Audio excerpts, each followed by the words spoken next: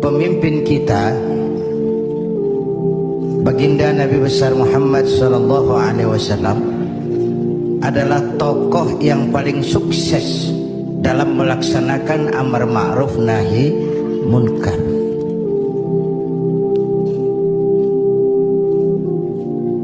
Berkembang dengan pesat, lain dengan agama-agama besar lain, kata Stoddard. Agama Buddha punya Raja Asoka, agama Persia punya Raja Cyrus, bukan Cyrus Sinaga, Cyrus. Agama Kristen punya Raja Konstantin. Mereka ini raja-raja besar dan berkuasa yang menunjang agama yang dianutnya dengan segala daya dan dana, dengan segala kekuatan dan kekuasaan. Lain dengan baginda Nabi.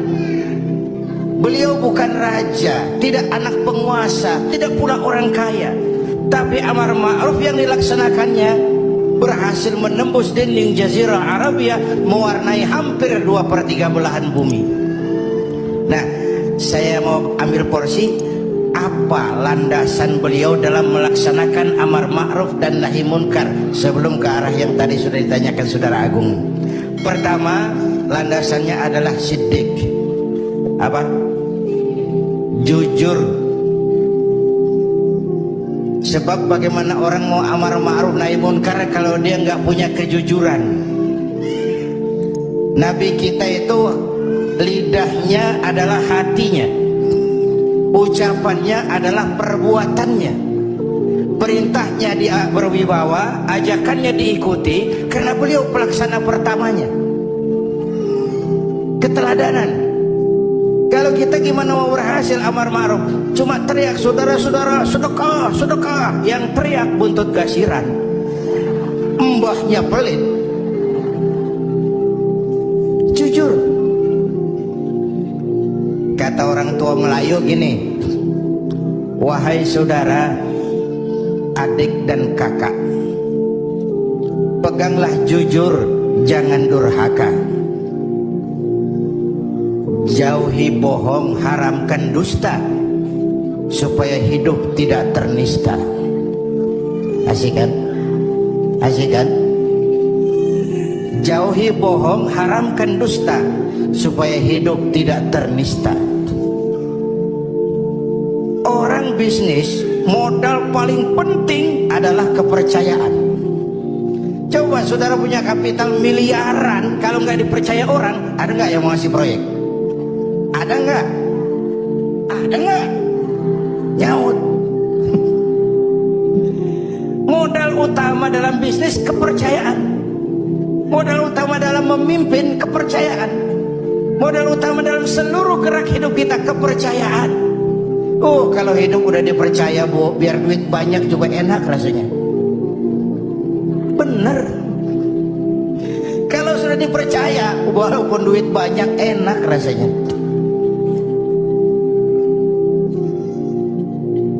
Jujur. Bahkan ini modal utama kepemimpinan beliau. Bukan S3, enggak profesor, doktor, enggak, Al-Amin.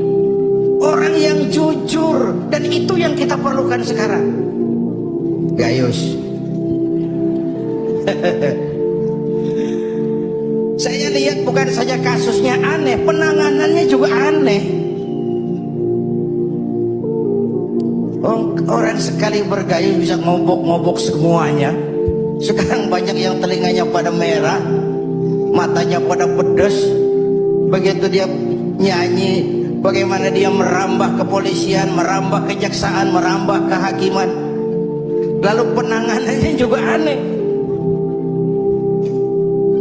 Kayaknya mau terfokus kepada kasus Gayus ya, padahal yang terbesarnya adalah mafia hukum dan mafia pajak. Kan itu soal yang paling besarnya.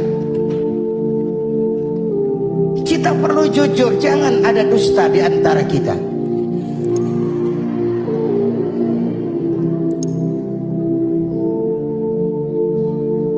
Apa tanda si bintang timur cahayanya terang sampai ke fajar?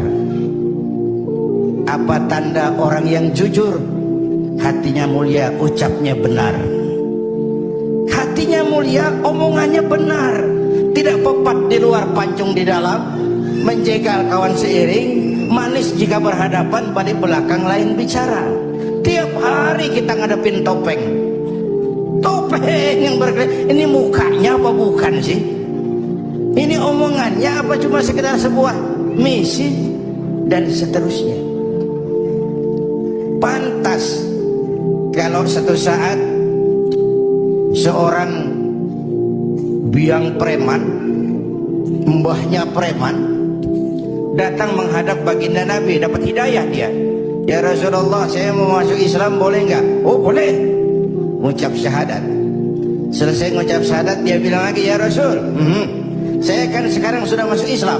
Baik, saya cinta Islam, alhamdulillah. Saya cinta Anda ya Rasul, bagus itu. Cuman saya juga cinta dosa. Ini aneh orang ini, preman tadi ya. Saya cinta Tuhan ya Rasul, saya cinta Islam, saya juga cinta dosa. Saya belum bisa tinggalin di dosa. Saya suka judi, suka mabuk, suka zina. Marah baginda Rasul dengar ini. Enggak, beliau senyum. Orang yang tegas ya amar ma'ruf nahi munkar itu jangan masang muka kuburan, manyuh, muka ditekuk, jangan. Senyum. Lalu beliau bilang, lah Pak Sebi, nggak apa-apa dah, cuman begini Mas. Dari Jawa premannya waktu itu. Kamu suka mabuk? Hobi. Kamu suka zina? Oh, di mana-mana ada langganan. Kamu suka nyolong? Iya. Nah, oke, ini saya cuma minta, mau nggak kamu mulai hari ini janji sama saya? Apa ya Rasul? Jangan bohong. Hal tu'ahiduni ala tarkil kadzib? Mau nggak kamu janji satu aja, jangan bohong? Saya kira apaan kali ya Rasul, kalau itu mah kecil. Sanggup? Sanggup. Ayo saya bayat. Bismillah, mulai hari ini kau janji nggak mau bohong. Janji. Pulang. Sambil pulang di hatinya mikir, ma ashala ma talaba hadzal nabiyul karim. Ini Rasulullah kok gampang banget permintaannya, enteng urusannya. Saya terang-terangan nggak tinggal zina, nggak tinggal nyuri, saya suka mabuk, cuma disuruh nggak bohong. Encer. Dia kira nggak bohong gampang. Dia kira nggak bohong gampang. Padahal Nabi Allah Ibrahim pernah mengeluh, saya seumur hidup 3 kali bohong, saya harus tanggung jawab di hadapan Allah. Padahal bohongnya bohong bener. Seumur hidup 3 kali merasa bohong, bingung Nabi Ibrahim. Kita sehari 16 kali bohong, nyengir aja nyengir, nggak ada bingung-bingungnya.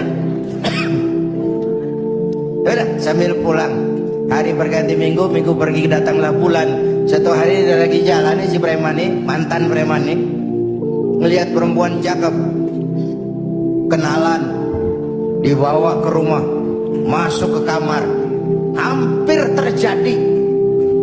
Mau zina lagi, hampir terjadi. Wong dia tegangan tinggi, hampir nyaris. Begitu mau terjadi, ingat, saya udah janji sama Rasulullah nggak mau bohong. Ntar kalau ketemu beliau saya ditanya, kamu masih zina? Nyautnya bagaimana? Nyautnya gimana? Kalau saya bilang iya, saya pasti kena hukum, udah Islam. Kalau saya bilang enggak, saya bohong. Padahal sudah janji nggak mau bohong. Perang ini iman sama syahwatnya. Kata syahwatnya, udah sikat. Kata imannya, pikirin dulu, lu udah janji lo. Perang. Akhirnya imannya menang. Dia bilang sama tuh perempuan, Mbak Yuk,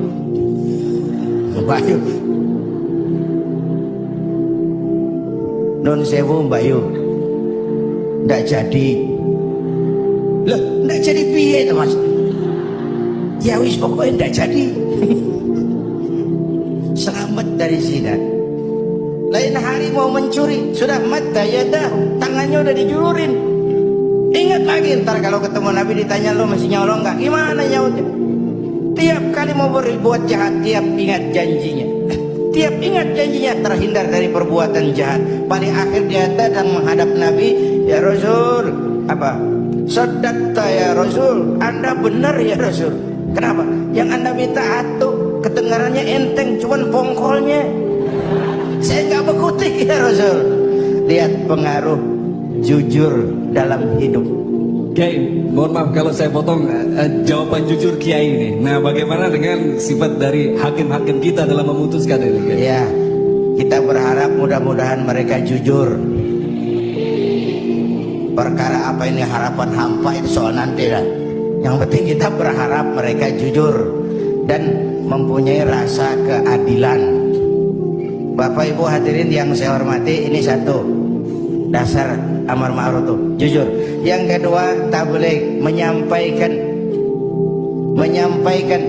ini pun nggak gampang. Satu saat beliau lagi dakwah di kalangan elit, datang orang buta nyebarin agama, nanyain agama, agak masam, muka beliau agak berpaling. Turun ayat abatha wa tawalla an ja'ahul a'ma. Ya. Ayat yang saya sampaikan tadi, Allah mengkritik kepada baginda Nabi. Mengapa kau agak masam ketika datang orang buta minta diajarkan agama? Ayat ini disampaikan juga oleh Nabi kepada para sahabat. Ini loh, ayat ini barusan turun mengkritisi saya. Jadi memang yang orang hidup yang baik itu jangan alergi sama kritik. Tapi yang kritik pun jangan asal ngomong. Ya. Orang jangan alergi sama yang namanya kritik, karena kritik itu yang sering membuat kita berpikir. Dikritik yang membuat kita dewasa, dikritik yang membuat kita jadi bijaksana. Pujian sering jadi racun. Walaupun sementara kita senang, ibu cantik loh, mekar hidungnya, tapi itu sering jadi racun. Kritik yang membuat kita berpikir, kritik yang membuat kita dewasa, kritik yang membuat kita jadi bijak. Tapi yang kritik pun jangan asal menjeblos. Saudara hadirin yang saya hormati, kita nggak bisa ngukur baju kita pakai badan orang lain. Nah, ini tolong, ini bahasa bersayap. Jangan ngukur baju kita pakai badan orang lain. Nggak sedang, ya, nggak sedang. Orang sering berada dalam sebuah situasi yang tidak semudah kita. Makanya Luqmanul Hakim pernah bilang sama anaknya, "Nah, kita nih kalau nggak punya prinsip bakal serba salah." Kok gitu Pak? Ayo kita buktiin. Luqman keluar sama anaknya bawa seekor keledai. Keledai kecil, dituntun berdua. Lewat di tengah orang pada ngomong, anak sama bapak sama gobloknya. Bawa keledai bukan ditaikin, dituntun. Tolol. Nah, kamu dengar nak? Iya, sekali kita salah. Sekarang gimana Pak? Bapak yang naik, kamu jalan. Lewat lagi di tempat orang ngomong lagi, bapak kagak tahu diri. Enak-enakan di atas keledai, anaknya disuruh jalan. Tega sama anak. Kau dengar nak? Iya, 2 kali kita salah. Habis sekarang gimana Pak? Kamu yang naik, bapak jalan. Lewat lagi orang teriak lagi, anak durhaka. Bapaknya disuruh jalan, dia enak-enakan. Dengar nak? Iya Pak, 3 kali kita salah. Sekarang gimana Pak? Kita naikin berdua yuk. Naik berdua. Sampai di tempat orang banyak teriak lagi, anak sama bapak samanya ini. Tidak punya peri kebinatangan. Masa keledai kecil dinaikin berdua? Kejam. Nah, terus dengar. Iya. Berapa kali kita salah? 4. Habis sekarang gimana Pak? Sekarang keledainya nyok kita gotong. Gue pengen tahu orang ngomong apa.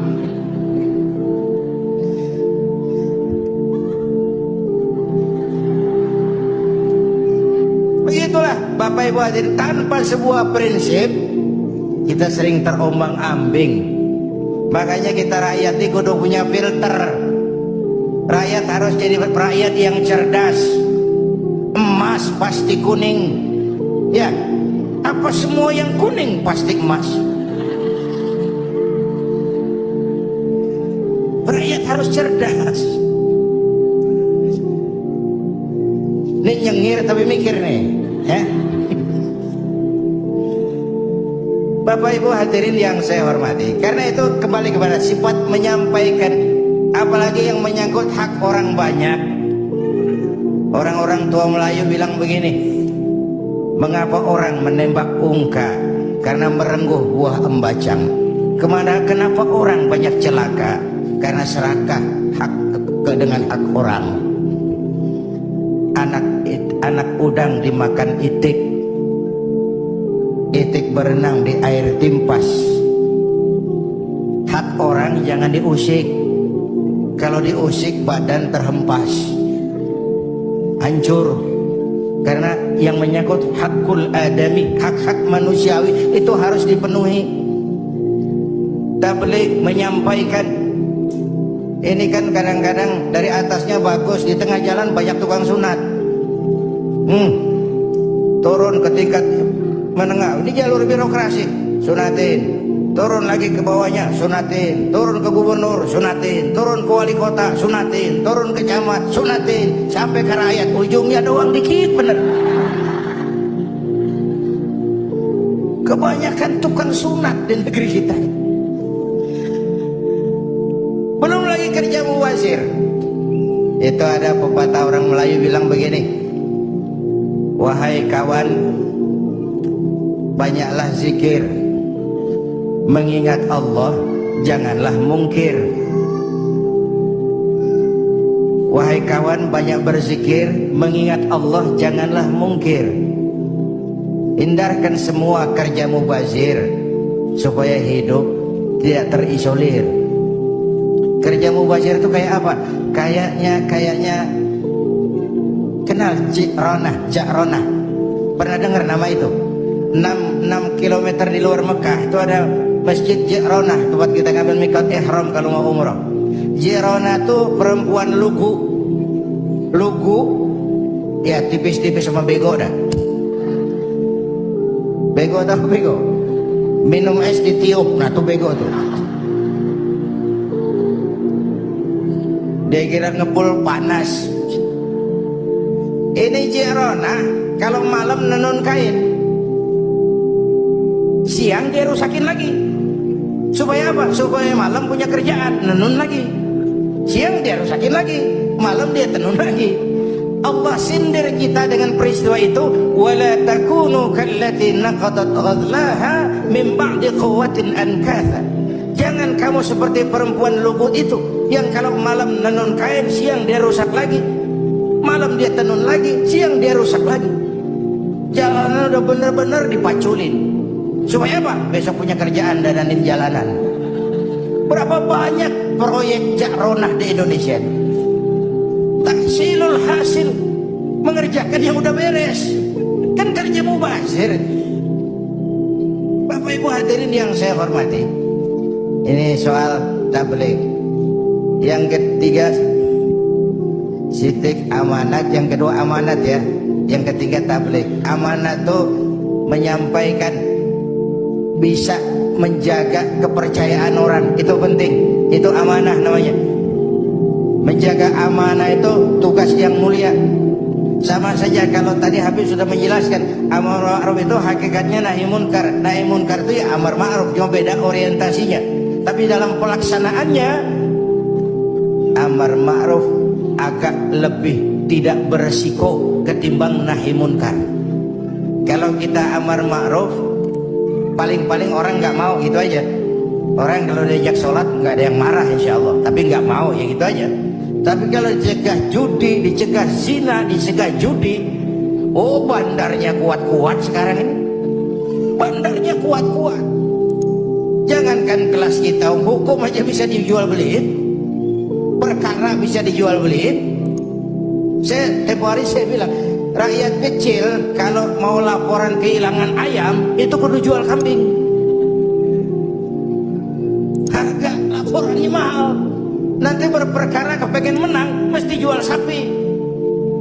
Cuma mau ngurus ayam hilang, kambing hilang, sapi lengit. Itu kadang-kadang ya kita nggak bisa, karena selalu ada permainan dan itu proses. Salah siapa? Ayo kita perbaiki sama-sama. Wong ini negara-negara kita, kemerdekaan ditebus dengan keringat, air mata, darah dan nyawa orang-orang tua kita. Membangun negara ini kita biayai dengan uang kita rame-rame. Kita yang bayar pajak listrik, pajak mobil, PBB, uangnya dikumpulin bangun negeri ini.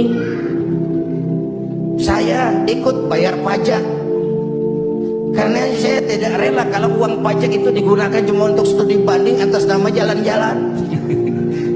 Ya. Lalu dibikin slogan besar-besar, orang bijak bayar pajak, orang pajak ngemplang pajak.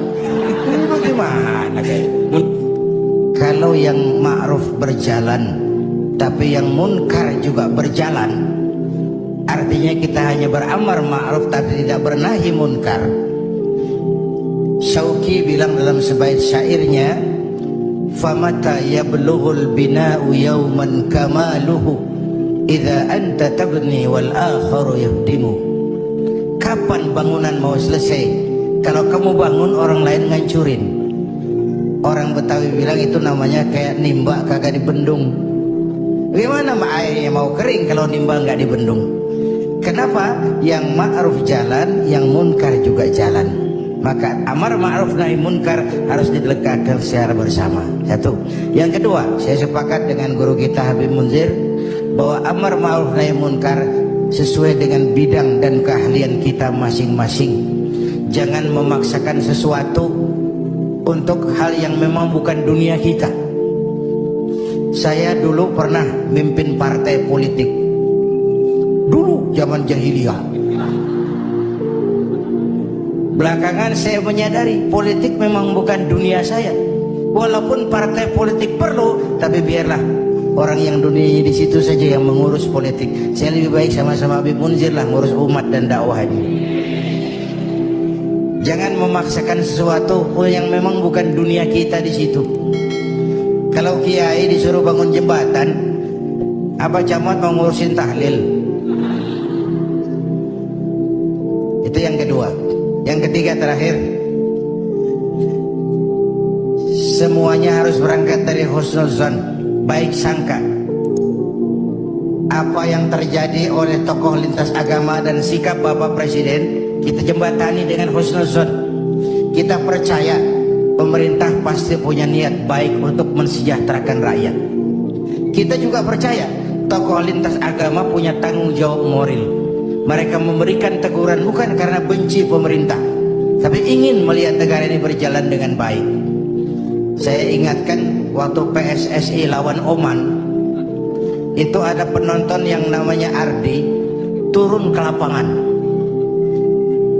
tendang bola ke gawang, untung nggak gol. Waktu ditanya, saya bukan benci sama PSSI, saya bukan mau ngacoin pertandingan, saya cuma greget kenapa sih nggak gol-gol PSSI, penalti aja meleset, capek saya greget. Karena itu saya percaya para tokoh lintas agama punya niat yang baik, ingin melihat negara ini berjalan dengan transparan. Kita juga percaya pemerintah punya niat baik untuk mensejahterakan rakyat. Cuma tentu ada berbagai kendala dan diperlukan kesungguhan dan kejujuran.